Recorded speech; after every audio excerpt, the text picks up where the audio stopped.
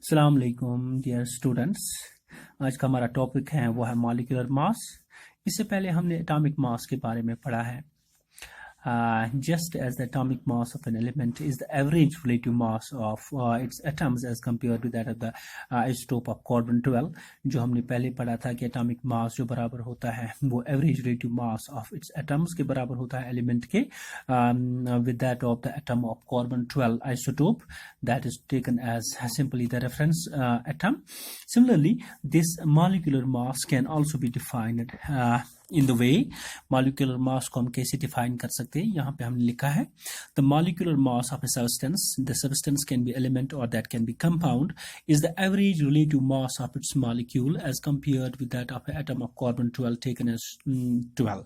So जो molecular mass होता है substances का वो average relative mass of its molecules की molecules का average relative mass कितना होगा as compared with the atom of the carbon-12. Similarly like that of the atomic mass, वहाँ पे एटम हम कंसिडर करते थे एटम का मास, और यहाँ पे हम मॉलिक्यूलर मास मॉलिक्यूल्स का mass in comparison with that of the atom of carbon ले सकते हैं।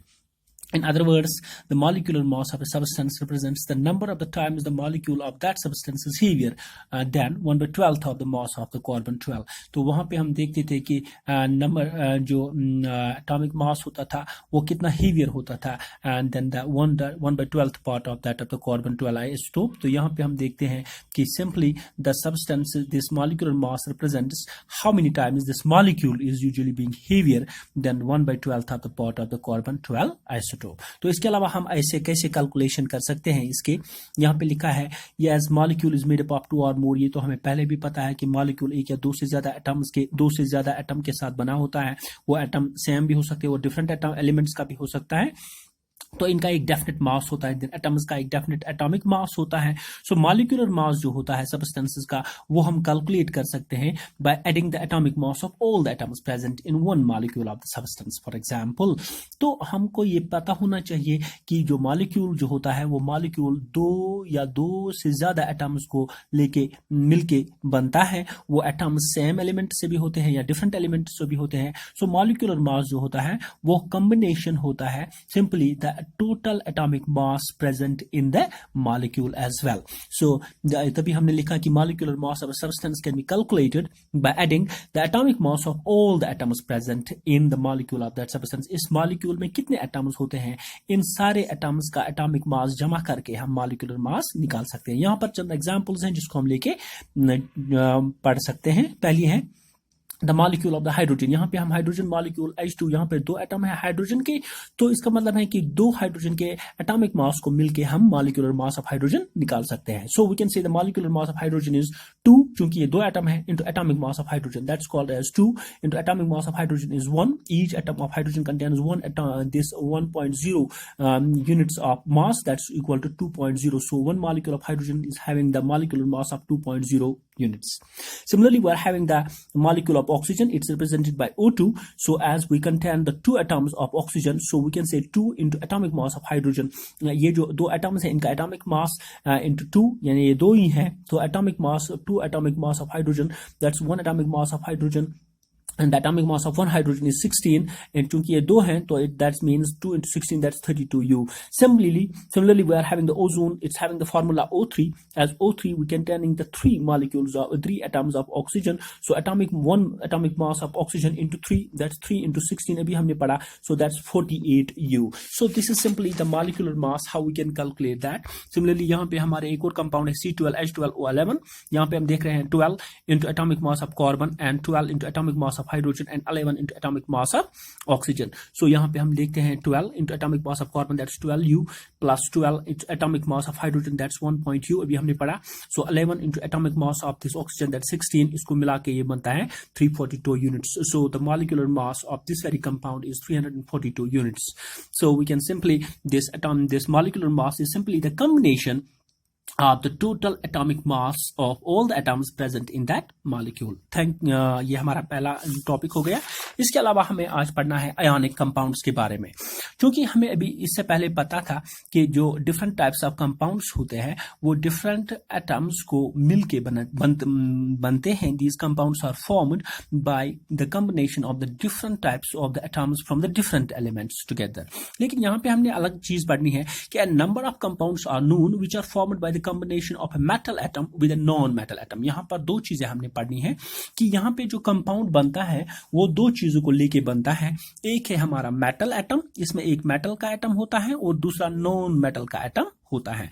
जब ये दो चीजें मेटल एटम और नॉन मेटल एटम मिलके बनाते हैं कंपाउंड, इनको हम आयोनिक कंपाउंड कह सकते हैं। यहाँ पे हमने एग्जांपल ली है सोडियम क्लोराइड की, क्योंकि सोडियम क्लोराइड जो होता है that is the combination of a metal atom. यहाँ पे सोडियम जो है वो मेटल एटम होता है, यहाँ पे लिखा हमने sodium is a metal atom with a non metal atom, यहाँ पे हमारा है chlorine. So the compound that's called as sodium chloride is simply an ionic compound and it's usually being formed by the combination of a metal atom with that of the non metal atom. Example हमने ली है sodium chloride, वहां पे sodium metal atom है और chlorine chloride simply non metal है। Similarly यहाँ पे हमारा एक और कंपाउंड है, this is called as the calcium oxide. क्योंकि यहाँ पे हमारा मेटल एटम है सिंपली कैल्शियम और नॉन मेटल एटम है हमारा ऑक्सीजन, ये दोनों मिलके बनाएंगे compound that's called as calcium oxide and it will be an ionic compound. So in general we can say this ionic compounds are formed by the combination of the metal atom with that of the non metal atom as well.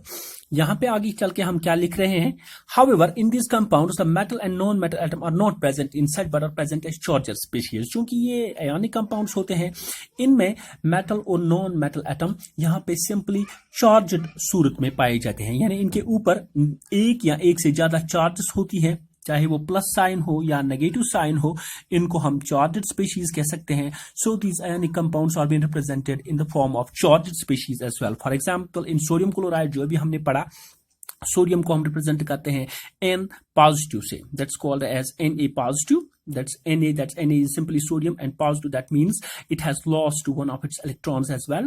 While as this chlorine is usually being represented as Cl negative, that means this chlorine has usually accepted, they have usually gained one electron.